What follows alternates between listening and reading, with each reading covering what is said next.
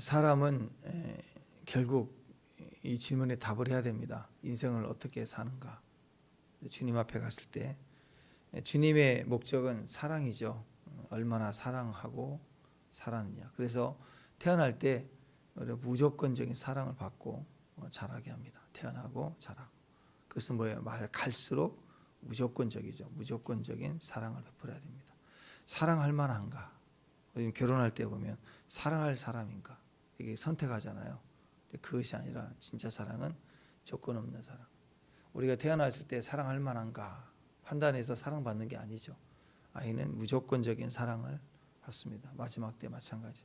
무조건적으로 사랑할 수 있을 때 그게 성숙한 사람이죠. 사랑은 혼자 하는 게 아니라는 뜻입니다. 사랑은 함께 하는 겁니다. 사랑의 의미는 동행할 때 있는 거죠. 혼자 있는 게 아닙니다. 그래서 다른 종교의 최고의 신은 가장 높죠. 그래서 이렇게 얘기합니다. 천상천하 유아 독존. 나는 가장 높다. 너희들과 다르다. 구별되어 있다. 근데 나는 사랑이다. 나는 자비다. 근데 맨날 혼자예요. 혼자이면 사랑이 아닌 거죠. 그래서 삼위일체 하나님이신 이유도 거기 있습니다. 대체 하나님은 삼위로 세 위격으로 함께 항상. 그래서 창세기 보면 우리가 우리 모양대로 사람을 만들고 그 사랑이 너무너무 크다는 거죠. 사랑은 존재 자체가 함께예요. 함께 있는 게 사랑입니다. 아무리 우리가 사랑을 얘기하고 무슨 사랑 제일이다, 사랑 중앙 제일, 확증, 원조, 교회다 그래도 함께 뭔가 할 수 없으면 자기만 똑똑하고 자기만 알고 있으면 사랑이 아닌 거예요. 사랑은 생태계와 같은 자연의 생태계를 보면 자라고 심고 병들고 또 낙엽 떨어져 죽고 화분도 그러잖아요. 근데 그 전체 원리가 사랑이에요. 사랑으로 계속 회전하고 있다고. 그래서 그 사랑이라는 것은 함께 늘 함께하는 개념이지 혼자의 개념이 절대 아니다. 독처하는 것이 옳지 않다. 지금 그러시잖아요. 자, 그래서 하나님께서 우리를 사랑하셨다. 그리고 하나님도 우리가 온전하지 못해요. 온전한 사람을 어떻게 사랑할 수 있겠습니까? 그래서 언약을 둬요. 자기 이름과 자기 이름을 내세운 언약을 세우고 그 언약을 두고 사랑. 이게 하나님 사랑의 놀라움이라고. 우리에게 가르쳐주고 우리가 하나님 어떻게 사랑해야 되냐면 우리는 무지하고 어리석어 하나님 오해하거든요. 성탄절 때도 있지만 하나님은 나한테 왜 이렇게 미련하신지 모르겠어요. 하나님 그것도 못해요? 이 정도는 해주셔야 이게 탁탁 이렇게 안 돼요 하나님? 이럴 때가 너무 많죠. 어리석고 답답하고 왜 신이 두들겨 맞고 쥐어 터지고 그래서 십자가에 달려서 처자를 고통스럽게 죽어야 되는가 막 화를 내는 사람도 있어요.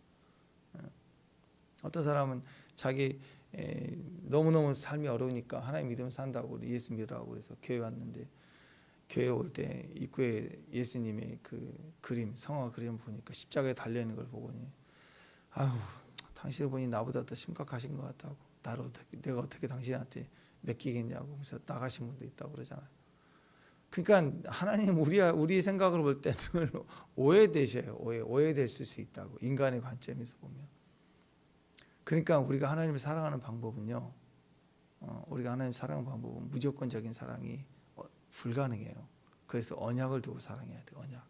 약속을 두고 사랑하고 약속을 두고 기다려요. 약속을 두고 하나님을 사랑해야 된다.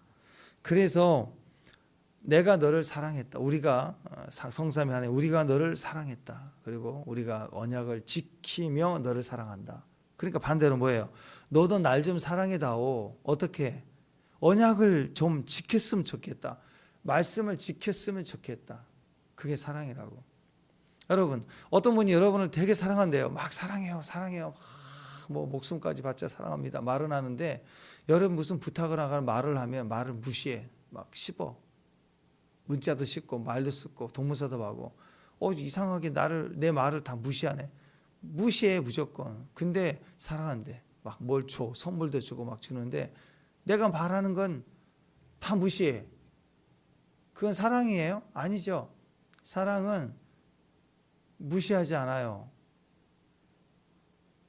받아들이는 거죠. 그 다음에 형편이 되는 대로 물건과 선물을 더 줄 수는 있겠지만 일단은 그 사람의 말을 무시하면 안 돼요. 너희가 나를 사랑하면 내 말을 듣나니 그랬죠. 하나님의 말씀을 듣는 것 말씀을 듣는 게 사랑이라고. 그러니까 1절부터 5절까지 쭉 나온 게 뭐냐, 하나님이 너무 답답하신 거예요. 행위만 하는 거예요. 종교적 행위만 하는 거예요. 그게 하나님 사랑이래. 우리는 선민이라고 그러고. 근데 하나님 말을 무시해. 그러니까 막 답답해가지고 주님이, 야, 내가 원하는 건 진짜 이거야. 천천의 순양이나 만만의 강수가 아니고 기름이 아니고, 기름이나 그 종교 행위가 아니야. 밤새도록 뛰며 찬양하고 예배하는 거, 나 그거 아니야. 때로는 이것도 있어요. 골방에 앉아서 나만 찬양한다고? 언제까지? 죽을 때까지 골방에서 찬양해요? 골방 찬양? 골방 영성 좋아요? 열방까지 안 가면 그건 뭐예요? 아직 자기 상처 못 이기는 거지. 깨어날 때가 있어야 되고 비둘기 소리 듣고 나와야 될 때가 있잖아요. 언제까지 골방 찬양이에요? 언제까지 내 생각만 있었겠어요? 동굴에만 갇혀 있겠어요?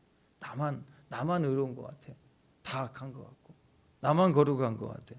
주님이 답답해 죽으시려고 그런 거예요. 그러니까 뭐라고 하시냐면, 좀 나와봐. 내가 진짜 원하는 거, 네가 나를 사랑하면 내가 원하는 건 세 가지야 하고 말씀해 주는 거라고. 그것 좀 들으라고. 자, 2절 보면 얼마나 주님이 답답하신가 보세요. 2절 한번 2절 시작.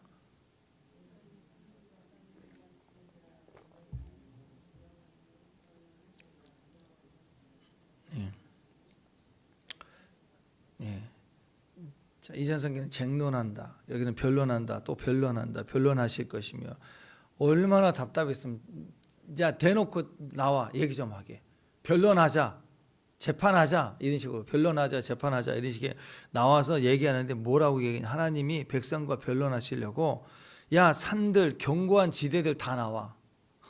산들 견고한 지대들 앞에서 증인으로 소환합니다. 왜 그럴까요? 산들과 견고한 지대들은 이스라엘 역사를 다 봤어요. 지금까지 물이 서고 넘어오고 건너가고 지켜주고, 하나님이 이스라엘 백성에게 행하신 모든 사역의 산 증인들로 소환합니다. 그러고 나서 자, 얘기해보자 이거예요. 내 말이 맞지? 그때 별들이 막 반짝반짝 맞아요, 반짝반짝. 내 말이 맞지? 내가 답답하지? 이렇게 사랑하는데, 그 산들이 막 바람을 불어서 막 후 산들이 춤추고 맞다고. 돌도 굴러다니면서 땡땡우르르르르르 하면서 맞아요, 하나님 맞아요. 이스라엘 백성들이 엄청난 불성실함, 하나님의 신실함, 이 대비를 얘기하신다. 하고 싶으신 거예요. 답답해 죽는 거예요. 진짜 속 터지죠. 금쪽이 오기야 금이야 키워놨는데 엄마는 나한테 뭘 해줬어요? 막 이러고 있고 그러면 답답하지 않겠어요? 그 정도 아니죠. 하나님의 신실함은 영원합니다. 오죽하면 그 아들 예수를 내어줄 거예요.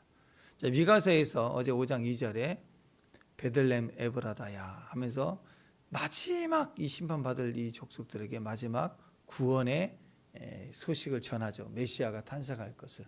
그 얘기합니다. 우리에게 너무너무 좋은 복된 복음의 소식이죠. 700년 전에 이미 메시아의 탄생을 예언했습니다. 엄청난 복음의 역사 아니에요? 그죠? 아멘?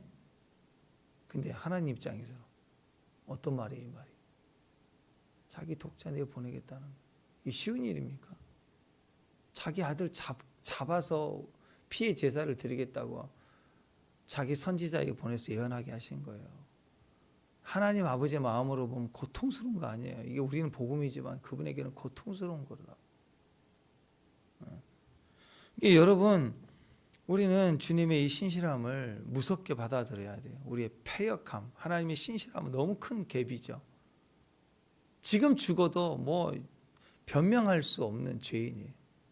근데 그분은 신실함인데 그걸 어떻게 연결했느냐? 그것이 예수 그리스도의 피라고. 그 아들을 잡으시겠다. 고통스러운 산 제사.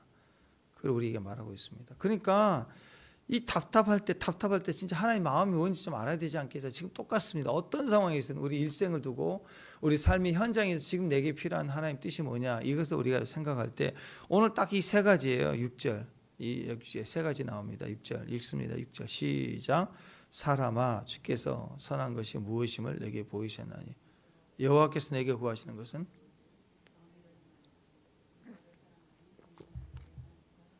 함께하는 것이 아니냐. 이 세 가지.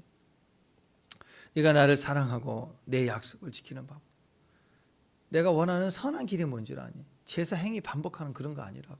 네가 옳은 거 끝까지 주장하는 거 그런 거 아니라고. 뭐라고 얘기하느냐? 세 가지를 얘기합니다. 첫 번째, 정의를 행하라. 정의를 행하라. 하나님을 사랑한다면 하나님 사람들은 정의를 행해야 됩니다. 하나님을 사랑하는 방법 첫 번째가 정의를 행하는 거예요. 정의를. 또 약속을 지키는 거. 무슨 말입니까? 말씀만 보고 있지 말라는 거예요. 책상만 앉아 있지 말라는 거예요. 골방에만 있지 말라는 거예요. 이 말씀을 살아내는 게 필요하다 이거예요. 살아내는 게. 그래서 하나님 앞에 하나님만 바라보고 산속에서 24시간만 계속 영광만 하고 예배만 하는 걸 원하지 않는 거예요. 하나님이. 이해가 되시죠? 예.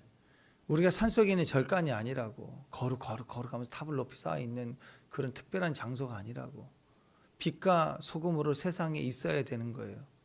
말씀을 들으면 그 말씀을 100%다 암송하고 그 100% 말씀을 다 달달달 하는 것이 하나님 뜻이 아니라 한 말씀이라도, 성경 말씀은 다 몰라도 한 말씀이라도 내가 받으면 그 말씀을 평생 살아내는 게 중요하다는 거라고. 이 땅에서 사명이에요. 만약에 산속에서 우리가 집단을 형성해서 세상은 조금이라도 세속적인 거 다 끊고 오직 예배만 하고 말씀만 보는 게 하나님 뜻이라면 지금 죽어야죠. 죽어야 천국 가서 진짜 영광 앞에서 중보의 자리에 참여하는 게 훨씬 낫지 않아요? 이 땅에서 아무리 잘해봐야 천국만 갔겠어요? 어떤 힘과 돈이 많은 사람이 돼서 어떤 바운드리를 사들이고 누구도 못 들어오게 하고 거기 안에서 천국처럼 만들어서 예배만 계속 드리게 한다. 그래도 천국에 그 먼지만 또 못할 거야. 임재와 영광의 수준이. 그러니까 그게 우리 사명이 절대 아니라고. 하나님 중심, 하나님 역사가 중요하지만 그래서 우리가 모인 장소, 교회를 형성해 가며 우리가 주님 앞에 예배자로 중심에 서기 위해서 계속 오지만 우리는 계속해서 우리의 무지함, 우리의 연약함, 맨날 실패하는 우리 존재를 경험할 때마다 세상에서 부딪혀봐야 경험하거든요. 그때 주님을 의지하고 붙들고 나오는 거죠. 그래서 우리가 함께 예배할 때 예배 자리에 불이 꺼지지 않도록 우리가 서로 모이니까 돌아가며 예배하면서 예배를 지켜나갈 때 하나님께서 우리에게 은혜를 더 주시는 것입니다. 그러니까 정의를 행하는 것이 어디가 필요하느냐? 교회에 무슨 정의가 필요해요? 교회에 무슨 정의가 필요해요? 죄인들인데, 다 죄인인데. 정의가 필요한 것은 말씀을 가지고 살아내는 게 필요하다고. 내 삶에서 말씀을 가지고 살아내며 우리를 꺾을 수 있는 분들은 교회에서 무슨 말을 할 수가 없어요. 그러지 않겠어요? 내가 내 말씀을 가지고 내 삶을 살아내는 처절한 싸움, 정의를 실현하는 장소는 마켓플레이스라고, 성전 안이 아니라. 그래서 사법적 정의, 공정한 저울 뭐 이런 게 나오는 거예요. 우리가 어떤 하나님의 기준을 가지고 있는 것, 그게 이제 정의라고 그랬죠. 기준에 맞춰서 공의를 행할 수 있는 사람, 이게 정의로운 사람, 정의를 행하며 그게 그 뜻입니다. 그래서 10절, 11절 우리가 깨는 게 뭐예요? 정의를 깨는 게 10절, 11절 시작. 악인의 집에서도 불의한 재물이 있느냐? 축성 가정한 에바가 있느냐? 만일 부정한 저울을 썼거나 주머니에 거짓 추를 두었으면 깨끗하겠느냐? 그 얘기예요. 거짓말해서 남 등쳐먹고 속여서 저울을 속이고 저울 추를 넣어서 빼기만 하면 다 뭐 검은 돌 5개 또 하얀 돌 5개 넣어서 선택하자 했는데 다 검은 돌만 놔뒀어. 이렇게 하는 거 다 자기 이익을 위한 거 아니에요. 불의로 얻은 재물 그거 절대 안 된다 그래. 거짓한 에바, 거짓된 에바 있죠. 에바는 성경에 나와 있는 부피를 재는 그 양 중에 제일 큰 게 에바입니다. 한 22리터 정도 된대요. 22리터 정도면 2리터, 1.5리터 페티병 옛날에 2리터였는데 2리터짜리 페티병 큰 거 있잖아요. 거기에 가득 담겨 있는 게 10개, 뭐 11개 정도 되지 않겠어요?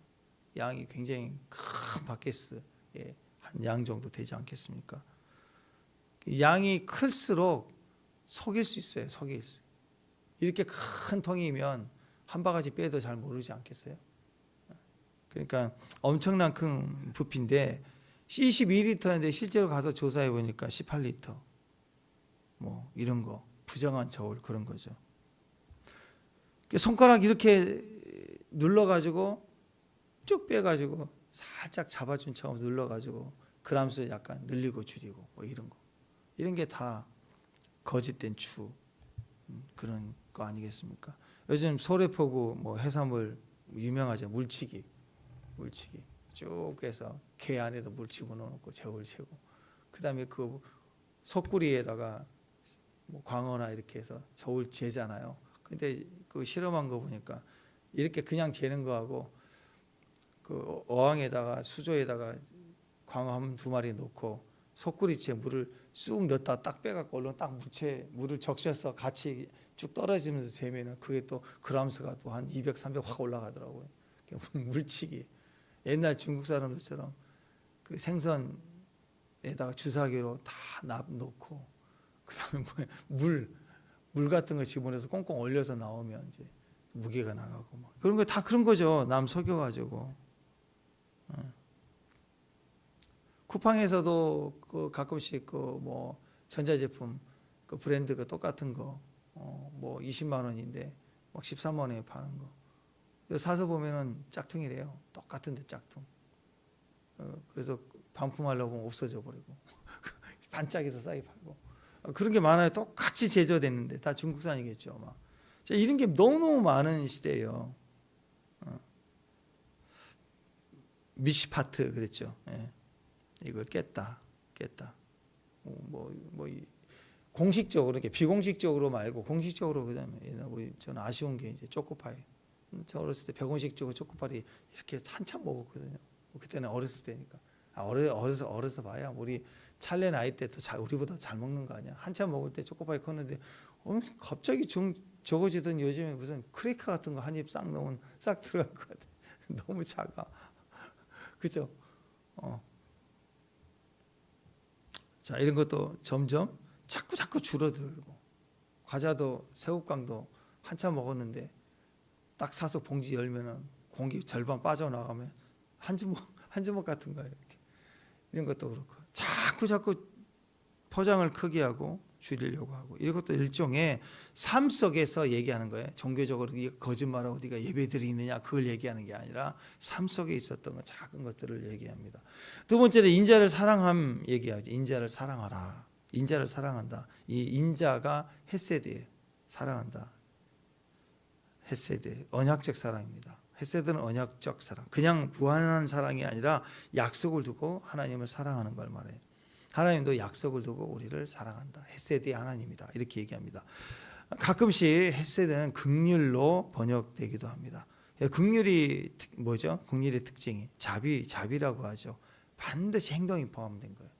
헤세드의 사랑은 말로만 내가 널 사랑해 그게 아니라 행동이 필요하다.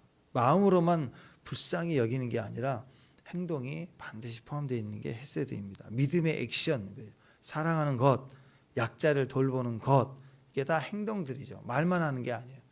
헌신이에요. 헌심이 아니라.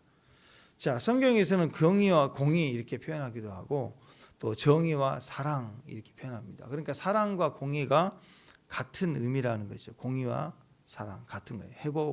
회복적 정의죠. 우리를 회복시킨다. 실제로 내가 너를 은혜를 베풀 것이다. 그리고 돌본다.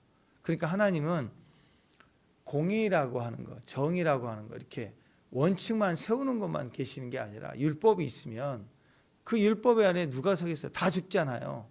그러니까 실제로 그분이 내려오셔서 사랑으로 막아선 거예요. 은혜로. 그래서 반드시 우리 안에는 회복할 수 있는 길이 있다라는 거. 그분이 직접 그걸 행하시기 때문에. 신앙은 말씀만 있는 강론만 하는 게 아니라 실제로 우리는 살아내면 하나님을 경험하게 돼 있어요. 그래서 말씀을 통해서 하나님 인격을 경험하면 삶을 통해서 하나님 역사를 경험해야 돼요. 그래서 우리가 적극적으로 그거 기도했으면 좋겠어요. 하나님, 이 말씀이 내 삶에서 읽어지게 해달라고. 성경만 있는 게 아니라 이 말씀이 내 삶에서도 읽을 수 있게 해달라고. 확인할 수 있게 해달라고. 실체가 되게 해달라고. 우리 그 적극적으로 기도해야 됩니다. 정의, 이 미시파트를 세워가는 것이 기준이라고 한다면 공정함, 체다카는 회복적 정의, 회복시키 실제로를 도와주고 막아줄 수 있는 능력이에요. 이게 다 은혜로 연결되어 있다는 개념입니다. 긍휼, 자비 뭐 이런 거 다 그래서 같은 개념이에요.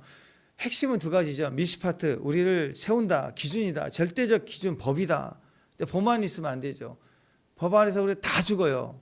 그러니까 우리를 죄인을 막아서고 용서해 주는 체다카, 이 개념이 둘 다. 그래서 양쪽 다 만족해야 돼요. 만약에 미시파트 기준 없이 자식 사랑, 바보 같은 부모처럼 아이를 갖다가 무조건 절대 기준으로 종교적으로 우리 아들만 막 사랑해. 학교에서 무슨 일이 일어났는데 선생님 말씀도 안 듣고 우리 애가 어떻게 했는지 듣지도 않고 그냥 우리 애 이래 가지고 난리를 친다. 그럼 얘 망치는 거고 이건 뭐 불법이 되는 거죠. 그 기준이 필요합니다. 절대적 기준을 가진 사람들이 얘기를 해도 거기에 정죄가 되지 않아야 되고 그러면서도 사랑으로 살려내는 손길이 필요하다는 거죠. 그래서 제일 잘 나온 게 저번에 말씀드렸습니다만 마태복음 20장에 나오는 포도원 비유죠. 포도원 품꾼의 이야기 보면 이 주인은 정의로운 사람이에요. 하나님을 예표합니다.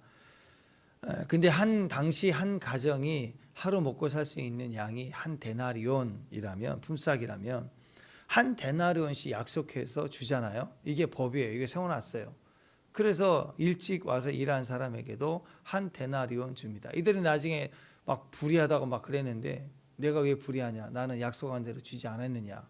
맞죠? 예, 정의를 그대로 실현한 거예요. 대신에 1시간 일했지만 쪼개서 주는 게 아니라 약속은 그건 주인이 가진 덕량과 주인이 가진 영향력, 힘, 물질, 부유 이 모든 것에서 결정되는 거예요. 그래서 1시간이라도 일했다 할지라도 한 가족을 위해서 일한 걸로 쳐주고 은혜를 베풀어 줄 수 있다. 그게 하나님의 능력입니다. 하나님에게는 이 많은 은혜가 있어요. 사랑이 많으세요. 아니 사랑 자체세요. God is love. 하나님 사랑이라고 그랬어요. 그러니까 우리가 뭘 구해야 돼요? 정의로운 분이시기도 하지만 하나님 어떤 분이세요? 은혜를 베푸시는 분이세요. 체다카의 하나님. 하나님 언제든지 지금이라도 회개하면 용서해 주시는, 나를 받아주시는 하나님. 그걸 내가 믿어야 돼요. 은혜에서부터 시작해야 돼요. 성도가 은혜를 구하지 않으면 누가 은혜로부터 시작하겠어요? 우리가 바른 정신, 원칙, 믿음을 가지고 우리가 서는 것도 중요하지만 시작은 나 존재 자체부터가 은혜를 구해야 돼요. 하나님 오늘 저 호흡할 수 있게 도와주세요. 하나님 저에게 먹을 양식을 주세요. 힘을 주세요. 지혜를 주세요. 모든 게 은혜입니다. 당연한 게 하나도 없습니다. 하고 은혜로 가야 됩니다. 우리 수아나 예린이를 보세요. 지금 막 먹고 마시고 또 눕고 자고 하는 모든 게 당연한 거예요? 우리 부모 입장에서 그게 당연한 거예요? 아니죠. 은혜예요. 은혜. 그냥 시스템이 아니라 이 온 우주가 공기, 바람, 뜨거움, 차가움 이 자연 현상이 다 우리를 이롭게 하기 위해서 하는 거라고. 이롭게. 허리케인처럼 막 태풍이 불면 파괴되는 것도 있지만요. 한번 그렇게 불어야 바다가 밑에까지 휘젓은데요. 다 프랑클론이나 막 다 이렇게 해서 휘젓기 시작해서 생태계가 다 살라고 하는 거래요. 인간이 하도 망쳐놓으니까 자주 빈번할 뿐이지 그게 있어야 이게 회전력이 되고 다 사는 거 자연을 살게 하는 상태가 되는 거라고. 다 마찬가지예요. 우리가 인식하지 못하지만 피가 돌고 심장이 돌고 잠잘 때 누가 안 가르쳐줬는데도 의지를 발휘하지 않아도 눈은 감겨지고 그럼 그죠? 다 우리 신체와 생체 리듬 다 나를 위해서 우리를 위해서 하나님 유익하게 우리를 은혜로 돌게 하십니다. 이게 다 당연한 게 아니에요. 하나님의 역사예요. 역사. 그러니까 우리가 계획할 일이 그거 아니에요. 절대적 기준과 정의를 세워가야 됩니다. 동시에 그 기준을 깨지면 안 되지만 동시에 은혜가 가득 차 있어요. 은혜가 가득 차 있어요. 은혜가 가득 차 있어요. 교회가 할 일입니다. 정의 하나님 말씀의 기준을 절대가 아멘 할 수 있는 말씀의 기준을 두고 사랑을 하되 무한하게 내 역량 믿음의 분량이 크면 큰 대로 적으면 적은 대로 내가 할 수 있는 선에서 구제하고 선교하고 덮어가는 부분이 필요하다는 거예요. 하나님께서 우리에게 더 많이 능력을 주실 때, 여러분 더 많은 능력이 있을 때 기준은 변하지 않아요. 그죠? 하나의 원칙은 절대 변하지 않아요. 그러나 그 사람이 감당해 나갈 체다카의 역량은 점점 커지고 거대해지기 시작할 거예요. 아멘. 주어진 물로처럼 더 큰 힘으로 덮을 수 있는 기도의 분량이 될 수도 있습니다. 그래서 우리가 더 이 땅에 사는 동안에 더 강력해지고 하나님 우리를 더 크게 하심을 믿는 거예요. 아멘. 그래서 우리는 체다카의 은혜가 더 역사될 수 있는 그런 통로가 되는 저와 여러분이 되시길 바랍니다. 성령님이 하시는 일이 그거예요. 성령이 우리에게 임하시면 우리가 흘러가, 계속된 사랑이 흘러가, 정체되는 개념만이 아니에요. 흘러가고 퍼주고 나눠주고 기도해주고 기도도 흘러가고 담장을 넘어가고 사람을 넘어가고 축복이 되고 계속 성령은 쉬지 않고 흘러가는 생명입니다. 제사장이 중보의 역할이 그거 아니에요. 중보하면 쏟아내는, 흘러내고 다 회복의 내용이 들어있다라는 것입니다. 또 세 번째가 뭐예요? 세 번째, 겸손하게 동행하라. 주님과 동행하지 않, 이단이 되면 안 되죠. 끝이 달라. 같이 예수 막 했는데 심화 과정 말씀을 듣다 보니까 보혜사로 바뀌고 예수가 없어지고 보혜사로 바뀌고 그 다음에 결신자 그래가지고 졸업장 탈 때쯤 되니까 보혜사 니꼴 또 이만희 이렇게 되면 안 되겠죠. 그래서 우리는 어떤 일이 있어도 더 동행해지는, 시간이 갈수록 사역이든 인생이든 삶이 늙어갈수록 끝이 갈수록 우리는 주님과 더 동행하게 돼 있어요. 주님과 더 만나지게 돼 있어요. 아멘. 근데 자기만 남아. 시작은 어떻게 비슷한데 갈수록 동행이 안 돼. 주님은 저쪽으로 가시고 나는 저쪽으로 가 있고 나만 남아 있다. 그건 이단이죠. 끝이 달라요. 우리는 하나님과 함께하는 거예요. 동행의 의미입니다. 함께하는 거예요. 끝까지 함께. 임재가 더 강해야 됩니다. 겸손이 뭘까요? 하나님 없이 할 수 없다. 그거죠. 심지어 선악과입니다. 판단하지 않겠다. 믿습니다. 왜? 하나님이 맞지요. 이렇게 가는 거예요. 그래서 겸손의 기도, 겸손의 삶은 상당히 성도에 있어 굉장히 중요합니다. 말세가 될수록 겸손이 중요합니다. 왜냐하면 내가 힘써서 동행하는 게 아니에요. 겸손하면 동행해져요. 동행하는 게 아니고 동행해지는 거예요. 그가 우리에게 더 오시는 거예요. 하나님 나라도 지금 이 땅을 향해 오고 있잖아요. 내려오고 있잖아요. 내가 가는 개념은 아니란 말이에요. 일시적인 개념이죠. 그래서 우리가 사실은 교회에 오지만 하나님은 우리에게 더 하나님 나라로 입혀지는 거예요. 우리에게 예배 아니겠습니까? 그래서 계속해서 하나님 음성을 내가 듣는 거, 들려지는 겁니다. 주의 일 하는 거 아니에요. 주의 일은 되어지는 거예요. 자꾸 되어지는 쪽으로 흘러가야 돼요. 사랑도 내가 이만큼 사랑했어. 내가 사랑할 거야. 그러면 집착이 되죠. 사랑은 되어지는 거예요. 사랑은 그냥 가는 거예요. 마음이 가요. 사랑스러운 거예요. 그게 진짜 사랑하고 있는 거예요. 내가 사랑이 되어질 때는 계산이 없어집니다.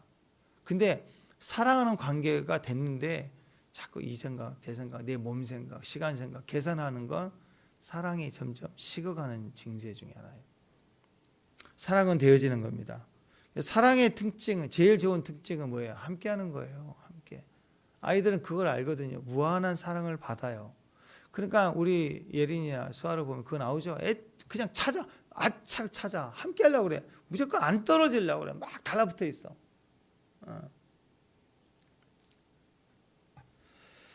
자, 그래서 우리는 아이들을 볼 때 엄마를 찾고 아빠를 찾고 함께 하시려고 하는 그 마음, 그것이 임재입니다. 임재를 즐기는 거. 이게 성도의 마지막은 임재의 즐거움이 있어요. 한번 생각해 보세요. 구제 선교를 잘하고 또는 막 영적 사역을 잘하고 성령의 임재의 능력으로 막 사람들을 막 치유하고 막 일정 스타가 됐고 대단한 사람 같은데 개인적으로 자기 삶에 개인적인 거예요. 개인적으로 자기 삶에 하나님 앞에 엎드리고 주님과 친교하는 친밀함이 없다면 이건 무서운 일입니다. 이게 잘못되고 있는 거예요. 그러니까 가족에게 열심히 뼈 빠지게 일해서 생활비를 주고 뭐 차가 필요하면 차도 사주고 막 다 하는데 같이 밥 한 끼 먹을 시간이 없다. 대화를 안 한 지가 몇 달이 됐다. 이건 굉장히 심각한 가정 구조예요. 오히려 먹는 것과 액션은 줄어들고 적을 수 있죠. 형편이 어려울 수도 있으니까. 근데 라면 하나를 끓여 먹으면서 같이 웃고 뒹굴고, 그게 진짜 가정이고 사랑의 의미입니다. 하나님 나라가 그래요. 그러면 하나님도 그러실 거 아니에요. 우리에게 막 능력 주고 불 주고 그런 것보다도 뭘 더하기를 원해. 우리에게 임재가 있기를 원하고, 그래서 예배가 있고 기도를 통해서 만나시는 거라고. 하나님 만남이 있는 거, 주님과 함께하고 있는 거, 주님과 함께 보내고 싶은 거. 성경에서 최고의 임재의 사람, 그 에녹 얘기하잖아요. 에녹. 데르달 목사님이 간증하실 때 자기는 에녹이 그랬지 않았을까 이렇게 이해를 하더라고요. 어렸을 때 4대째, 5대째 기독교 가정이 미국 넘어와서 청교도 첫 번째 신앙, 할아버지 할머니를 통해서 신앙이 완. 그 자라는 과정에서 다 일 나가니까 자기를 할머니 집에 또는 할아버지 집에 맡기고 이제 일 나가시고, 농부니까 다. 근데 가끔씩은 할머니가 오고 할아버지가 오고 이렇게 집에 와서 자기를 데리고 산에 가서 놀기도 하고, 그러다가 집에 데려다 주고 가시고, 또 이제 가자 그러면 또 와서 애를 데리고 나가서 할머니는 늘 기도하고 그러셨다, 이제 그런 얘기를 하시는데, 어느 때는 여기 놀다가 저기서 놀다가 그 할아버지 집 가까이 점점 갔대요. 애가 이제 크니까 집 주변에서 놀다가 할아버지 집으로 점점 쪽으로 가는 산에서 들에서 놀다가 집에 데려주고. 근데 어느 때는 너무 할아버지 집이 가까우니까 이게 데려다 주고 오는 시간이 너무 먼 거예요. 그러니까는 대를 오늘은 할아버지 집에 가자. 그래서 자기 집으로 이렇게 데려갔다는 거예요. 그 경험을 할 때 자기는 이 에녹이 이해가 됐다는 거예요. 하나의 임재를 느끼는 게 아니라 뭐 베니 목사님처럼 임재가 만져질 만큼 강력해지고, 점점 초자연적 세계 하나님 임재가 너무 일상이 되고 커지면, 야 뭐 거기 가니 여기 있지. 그래서 그 동행의 의미 속에서 그를 견인해 가셨지 않겠나, 이렇게 이해를 하는데 일리가 있다고 생각합니다. 우리가 하나님의 말씀이 우리 내면의 마음의 실체가 돼야 되고, 아멘. 그 다음에 언어가 되고 또 삶이 되고, 그 말씀을 성경에만 읽는 게 아니라 말씀을 삶 속에서 과연 그 말씀이 그렇구나 피부적으로 경험하게 되고, 아멘. 더 나가면 뭐 어떤 사람은 간증하는 것처럼 천국도 좀 갔다 오고 또 뭐 천사도 보게 되고, 이런 이 땅의 역사하는 초자연적 세계를 늘 경험할 수 있는 사람이 되고, 그게 많아진다면 자연스럽게 이렇게 에녹처럼 올라가지 않을까, 그런 생각을 합니다. 어쨌든 동행은 가장 강력한 축복입니다. 주와 동행하면 굳이 내가 예수 이름으로 명하느니 뭘 하고 안 하고를 떠나서 주와 동행하는 것만으로도 충분히 우리는 승리할 수 있습니다. 그냥 좋아서, 그냥 주님이 좋아서 그냥 와 있는 거, 그냥 몇 시간째 교회 와서 가만히 앉아 있기만 해도 막 기쁨이 올라올 수 있는 임재의 영역, 막 다다다다 하지 않아도 가만히만 있어도 온통 충만이 되어져 있는 관계, 그게 동행 아니겠습니까? 주님이 그걸 원하신대요. 그거. 그래서 누군가를 만날 때 꼭 일이 있어서 문제가 있어서 만나는 거 말고 그냥 밥 한 끼 먹고 얼굴 그냥 보고 웃다가 가는 거, 그런 관계가 좋은 관계 아니에요. 그런 믿음에 충만이 있기를. 그러니까 뭐 하나님이 뭐 막 오늘 보니까 뭐 천천의 순양을 드리잖아요. 하나님께 뭘 갖다 바친다 하면서 하나님을 관심도 없어. 하나님 관심도 없어. 내 축복을 위해서 갖다 바치기만 하는 거예요. 신을 달래듯이. 그러니까 뭐 1년 된 송아지 한우 2+, 뭐 하나님이 한우 못 드셔가지고 뭐 한우라고 하니까 막 주님 환장하셔가지고 막 뭐 천천 만마리의 순양을 드리고 만만의 강수 같은 기름, 그런 걸 좋아하시겠냐고. 안 좋아하신대요. 동행을 좋아하신대요. 함께 있는 걸 좋아하신대요. 함께 하고 싶은 걸 좋아하신대요. 함께 있는 사람, 그 사람 되기를 축원합니다. 이 세 가지 우리가 주님 앞에 항상 기억하고 주 앞에 섰으면 좋겠습니다. 기도하겠습니다. 하나님 감사합니다. 오늘 우리의 뜻과 계획과 우리 행위와 모습대로 뛰는 것이 아니라 하나님이시면 하나님 앞에 정의를 늘 행하고 또 겸손하고 또 하나님께 함께 동행하는 삶의 그 모든 축복이 되는 사랑, 믿음의 귀한 정도를 될 수 있도록 성령님 도와주시옵소서. 예수님 이름으로 기도합니다.